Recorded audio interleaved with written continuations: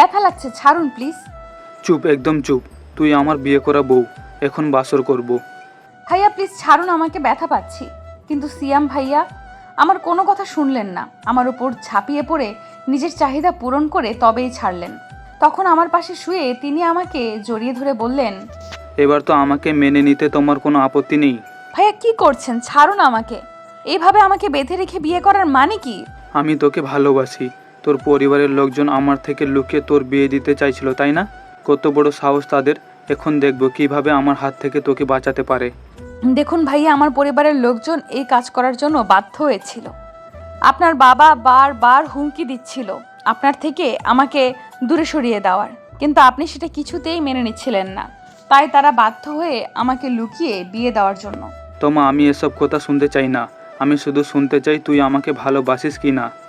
যদি তুই আমাকে ভালোবাসিস তাহলে তো ভালো, আর যদি না বাসিস তাহলে আমি এইভাবে জোর করে তোর সাথে সব করব। তুই আমাকে এতটাও ভালো মনে করিস না যে আমি বাংলা সিনেমার মতো নিজের ভালোবাসা বিসর্জন দিয়ে তোকে তুলে দিব অন্যের হাতে। দেখেন, ভালোবাসা এইভাবে হয় না। আপনি আমাকে ভালোবাসবেন সেটা আমি জানি, কিন্তু আমার পরিবারের বিরুদ্ধে গিয়ে আমি কিচ্ছু করতে পারবো না। যেখানে আমার পরিবার নিরাপদ নয় সেখানে আমি কিভাবে আপনাকে ভালোবাসতে পারি? কে বলেছে তোর পরিবার নিরাপদ নয়? আর আমি তোকে কী প্রশ্ন করেছি সেটার উত্তর দে। তুই কি আমাকে ভালোবাসিস কি না সেটা সরাসরি বল। না, আমি আপনাকে ভালোবাসি না। আপনি কেন আমাকে এভাবে বেঁধে রেখে বিয়ে করলেন? এখন আপনার বাবা আমার পরিবারের লোকজনকে শেষ করে দেবে। আমার বাবা মা কতটা বিপদে আছে জানেন? আপনার বাবা আপনাকে খুঁজে না পেয়ে আমার পরিবারের কাছেই যাবে।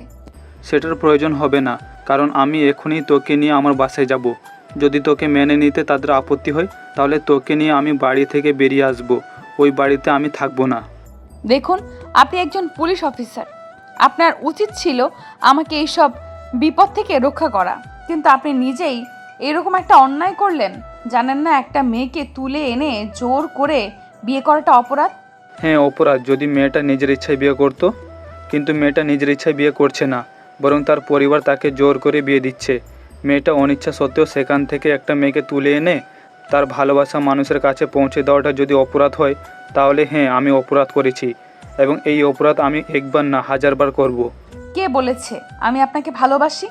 আমি আপনাকে ভালোবাসি না, সেটা বারবার বলেছি। এরপরও কেন আপনি আমার সাথে জোরাজুরি করতেছেন? তাহলে তোর বান্ধবী নীলাশা কি মিথ্যা কথা বলছে? সে আমাকে সব কিছু বলে দিয়েছে, তাই আমার সাথে মিথ্যা কথা বলার চেষ্টা করবি না। আর তুই কিসের ভয় পাচ্ছিস আমার বাবাকে? আমার বাবা তোর কিছু করতে পারবে না।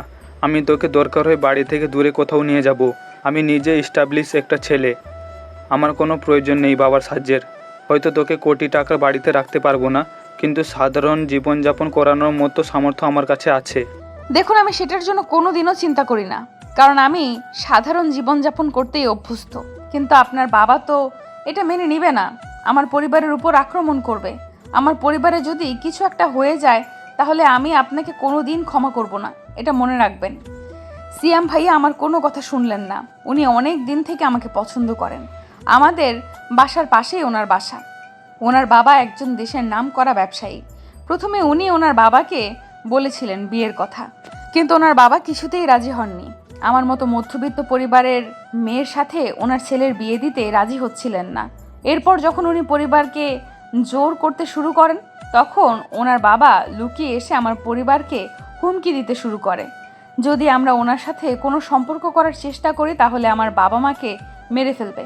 আমরা মধ্যবিত্ত পরিবারের মানুষ, পাওয়ার বলতে কোনো কিছুই আমাদের কাছে নেই। তাই আমরা অনেক বেশি ভয় পেয়ে গেছিলাম। সেই জন্য বাবা তার বন্ধুর ছেলের সাথে লুকিয়ে আমার বিয়ে ঠিক করেছিলেন। কিন্তু কোথা থেকে সিয়াম ভাইয়া সেটার খবর পেয়ে যান। এরপর বিয়ের আগের দিন রাতে আমাকে তুলে নিয়ে আসেন। এরপর আমাকে জোর করে বিয়ে করেন।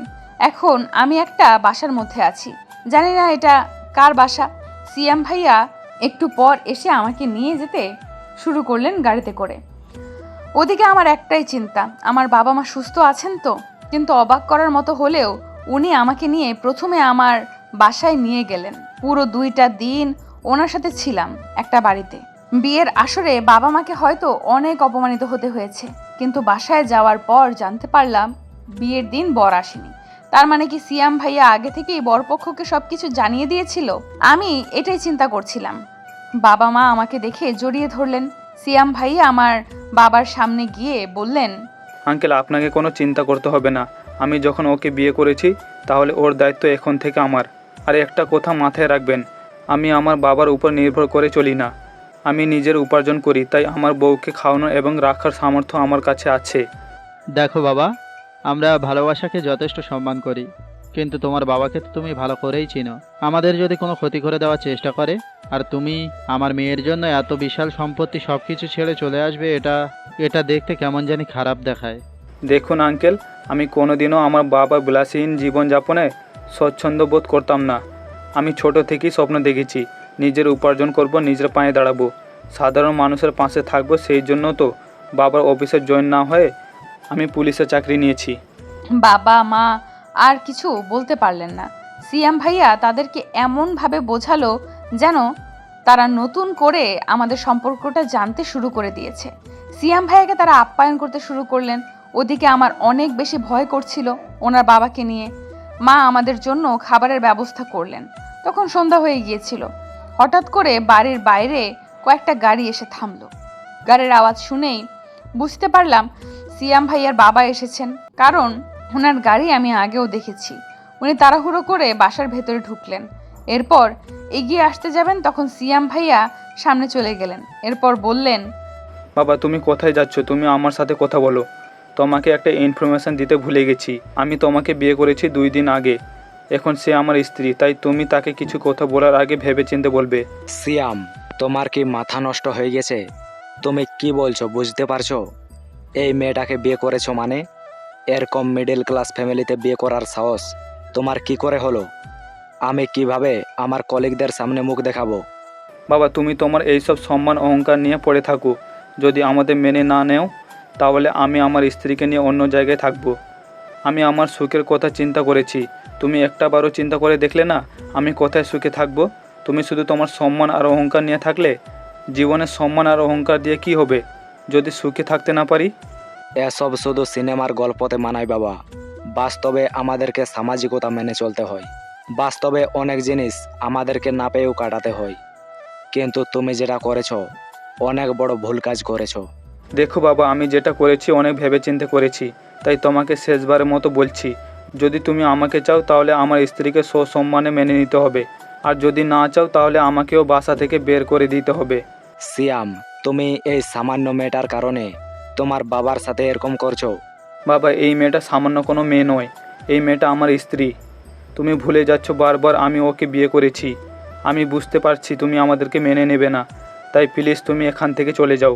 আমি আর তোমার বাসে কোনো দিনও যাব না। আজ থেকে ভুলে যাও তোমার কোনো সন্তান ছিল। এই কথা শোনার পরে সিয়াম ভাইয়ার বাবা চিন্তায় পড়ে গেলেন। তিনি কিছুক্ষণ চিন্তা করলেন। এরপর সিয়াম ভাইয়ার মায়ের কাছে কল করলেন। উনি কান্না করতে শুরু করলেন নিজের ছেলের জন্য। তখন সিয়াম ভাইয়ার বাবা আমার বাবার কাছে আসলেন। এসে বললেন, দেখুন ভাই সাহেব, আমি আপনার সাথে যে ব্যবহার করেছি অনেক খারাপ ব্যবহার করেছি। আপনাকে বিভিন্নভাবে হুমকি দিয়েছি, কিন্তু একটা ব্যাপার চিন্তা করে দেখুন, দেশে আমার একটা সম্মান আছে। এভাবে যদি আমার ছেলে বিয়ে করে তাহলে সেটা আমার জন্য অপমানজনক। আমি প্রথমে ভুল করেছি, আপনাদেরকে অপমান করেছি। তাই আমি এখন চাচ্ছি আপনার মেয়েকে আমার ঘরের বউ করে নিয়ে যেতে। যেহেতু তারা বিয়ে করে ফেলেছে সেহেতু আমার আর কোনো আপত্তি নেই। আমার স্ত্রীও আমার ছেলেকে ছাড়া বাঁচতে পারবে না। আমার একটা মাত্রই ছেলে, তাই আমি চাই আপনাদের সম্মতি নিয়ে এই বিয়েটা না জানাজানি করে আবার বড় করে বিয়ের ব্যবস্থা করতে। ওনার কথা শুনে আমরা সবাই অবাক হয়ে ওনার দিকে তাকিয়ে থাকলাম। সিয়াম ভাইয়া তখন দৌড়ে এসে ওনার বাবাকে জড়িয়ে ধরলেন। এরপর কান্না করতে শুরু করলেন। উনি তখন ছেলের মাথায় হাত বুলিয়ে দিলেন। এরপর আমাকে কাছে ডাকলেন, কাছে থেকে আমাকে জড়িয়ে ধরলেন। আমি তোমার সাথে ভুল করেছি, আমাকে ক্ষমা করে দিও। বিশ্বাস করো মা, আমি আমার সম্মানের কথা চিন্তা করে এরকম করেছি। ছি ছি আঙ্কেল, আপনি এসব কি বলতেছেন? আপনি কেন আমার কাছে ক্ষমা চাইবেন? আপনি যেটা করেছেন একদম ঠিক কাজই করেছেন। আমি কেন আপনার কথায় কিছু মনে করব? এরপর উনি চলে গেলেন। সিয়াম ভাইয়া বলেন আজকে এখানেই থাকবেন। আমরাও আপত্তি করলাম না। উনি অনেক খুশি মনে ফিরে গিয়ে বিয়ের ব্যবস্থা করলেন। 3 দিন পরেই আমাদের বিয়ে। বিশাল আয়োজন করা হবে, কারণ শহরের সবচেয়ে নামকরা ব্যবসায়ী ইমরান চৌধুরীর একমাত্র ছেলের বিয়ে বলে কথা। ওদিকে রাতের বেলা আমি রুমে বসে আছি। সিয়াম ভাইয়া হঠাৎ করে কোথা থেকে এসে রুমে ঢুকলেন। রুমে ঢুকে দরজা বন্ধ করে দিয়ে আমাকে এসে জড়িয়ে ধরলেন। কি করছেন সিয়াম ভাইয়া? ছাড়ুন আমাকে। এই তুমি কি পাগল? আমি তোমার বিয়ে করা বোর, তুমি আমাকে ভাইয়া বলে ডাকতেছো কেন? সত্যি তুমি পাগল না হলে এরকম করতে না। ওনার কথায় আমি লজ্জা পেয়ে গেলাম। সত্যি তো, উনি তো আমার বিয়ে করা বর। আমি আরেকটা জিনিস লক্ষ্য করলাম, সিয়াম ভাইয়া আমাকে তুমি করে বলতেছে। আমি তখন ওনার দিকে তাকিয়ে আছি। উনি আস্তে আস্তে আমার দিকে এগিয়ে আসতে শুরু করলেন। আমি ওনার চোখের নেশায় ডুবে যাচ্ছি।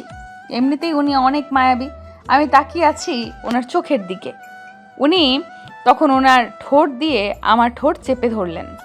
আমিও বাধা দিলাম না, রেসপন্স করতে শুরু করলাম।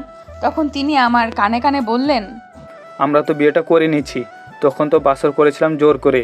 এখন না হয় তোমার ইচ্ছে একবার শুরু হয়ে যাক। না না, এখনো আমাদের বিয়ে হয়নি। তখনই বিয়ে হবে যখন আপনার পরিবারের সবাই আমাকে মেনে নিয়ে তাদের ঘরে নিয়ে যাবে। এখন সরুন আমার কাছ থেকে। আমার কথায় সিয়াম ভাইয়া হয়তো কিছুটা কষ্ট পেলেন, পাশে ফিরে শুয়ে পড়লেন। ওনার এইভাবে মুখ ফিরিয়ে নেওয়াতে ভীষণ কষ্ট পেলাম। আমি তখন ওনাকে পেছন থেকে জড়িয়ে ধরলাম। উনি আমাকে ছাড়িয়ে নিলেন। আমি তখন তাকে বললাম, সিয়াম, আপনি যদি এখন আমার দিকে না ফিরেন তাহলে আমি কিন্তু আপনাকে আবার ভাইয়া বলে ডাকবো। কথাটা বলতে না বলতেই সিয়াম ভাইয়া আমাকে জড়িয়ে ধরলেন। এই মেয়ে, তুমি কি একটুও বুঝতে পারো না আমি তোমাকে কতটা ভালোবাসি? তোমার জন্য আমি নিজের জীবনটাও পর্যন্ত দিয়ে দিতে পারি। কত বড় বড় অপরাধীরা পর্যন্ত আমাকে দেখলে কাঁপতে থাকে, সেখানে তুমি এই পিচ্ছি একটা মেয়ে হয়ে আমাকে ভয় পাও না? ওনার কথায় আমি হাসতে শুরু করলাম। উনি আমার দিকে অবাক হয়ে তাকিয়ে আছেন। আমি তখন ওনার দিকে এগিয়ে যেতে শুরু করলাম। আমি তখন গিয়ে ওনার ঠোঁট জোড়া জোরে চেপে ধরলাম। এরপর বললাম, তোমাকে অনেক বেশি ভালোবাসি সিয়াম। কোনোদিন বলতে পারিনি কথাটা। এতদিন লাগলো কথাটা বলতে? জানো, তোমার এই কথাটা শোনার জন্য আমি কত রাত নির্ঘুম কাটিয়েছি। তাহলে আজকের রাতটাও না হয় নির্ঘুম কাটান আমার ভালোবাসায়। তার মানে তুমি রাজি? আমি তখন লজ্জা পেয়ে ওনার বুকে মুখ লুকালাম। উনি শক্ত করে আমাকে নিজের সাথে জড়িয়ে নিলেন। আমাদের ভালোবাসা এইভাবেই চলতে থাকুক। আজ এই পর্যন্তই। দেখা হবে পরবর্তী কোনো গল্পতে। সেই পর্যন্ত সবাই ভালো থাকবেন, সুস্থ থাকবেন।